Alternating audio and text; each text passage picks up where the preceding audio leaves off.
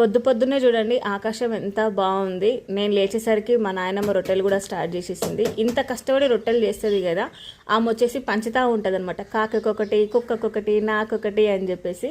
ఈ కాకులు చూస్తున్నారా, ఇది వచ్చేసి ఒకటి మా అమ్మ అంట, ఇంకొకటి వచ్చేసి మా తాత అంట. ఖచ్చితంగా డైలీ 2 వస్తాయి. డైలీ 2 ఒక్క రోజు కూడా పెట్టకపోతే ఎంత అరుస్తాయో కూడా. ఇంట్లో మనుషుల్లాగే డైలీ ఈ కాకులకు కూడా ఒక రొట్టె సపరేట్ గా చేస్తూ ఉంటది. తమలపాకు చెట్టు అయితే నేను ఇట్లా సెట్ చేశాను. బీరకాయ చెట్లకి ఎన్ని కాయలు పట్టాయని మురిసేలోపు ఆ కాయలు కూడా ఫుల్ గా ఎండిపోతా ఉన్నాయి. ఒక కాయ అయితే నేను సీడ్స్ కని పెట్టేశాను. ఈ కొమ్మకైతే 6 పూలు పూసాయి. ఆ బరువు తట్టుకోలేక కొమ్మ కింద పడిపోతా ఉంది. మా ఇంటికి వచ్చిన ప్రతి ఒక్కరు దవనం చెట్టు ఇవ్వమని అడుగుతా ఉంటారు, కానీ దానికైతే వేర్లు అయితే అస్సలు రావడం లేదు. నేనైతే కొత్తగా ఇట్లా ట్రై చేశాను. కొమ్మ తీసుకొచ్చి ఒక 1 వీక్ వాటర్ లో పెట్టేస్తే ఇట్లా వేర్లు అయితే వస్తున్నాయి.